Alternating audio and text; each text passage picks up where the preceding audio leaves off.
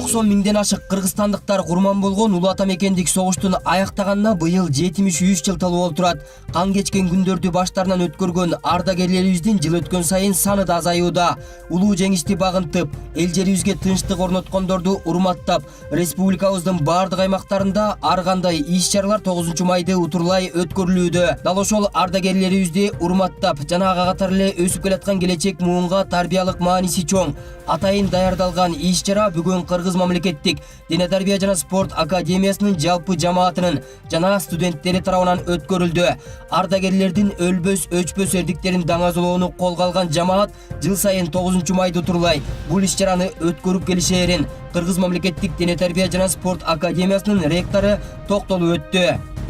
Биздин негизги максаты ушул улуу ата мекендик согушта кайтыш болгон, курман болгон баатырларды эскерүү, ошолордун өлбөс өчпөс эрдиктерин даңазалоо, анан кийин ошол окуп аткан студентти мекенчиликке тарбиялоо максатын көздөп атабыз.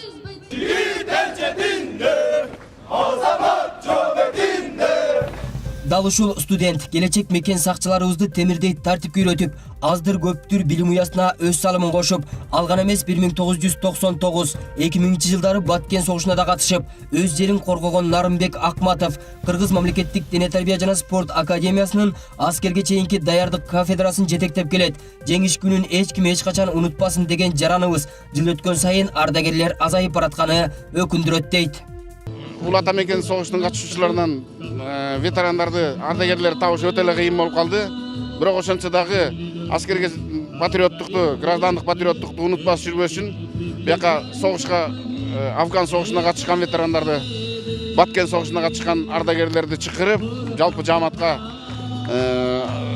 сөзүн айтып, патриоттугга үндөгөнгө. Ал эми улуу жеңишти эч качан унутта калтырбайбыз. Алган эмес дал ушул окуу жай иш баштагандан бери 9 май майрамын өзгөчө белгилегенге бел байлаганбыз деген уюштуруучулардын бири Мыктыбек Тагаев өлбөс полкко да 100дөн ашык студенттерибиз даярданып жатат дейт. Жылына ушул аскерге чейинки даярдоо факультети уюштурат. Бул эң негизгиси жаштарга мекенди сүйүүгө, коргоого болгон мекенчилдигин ойготот да бул иш-чара.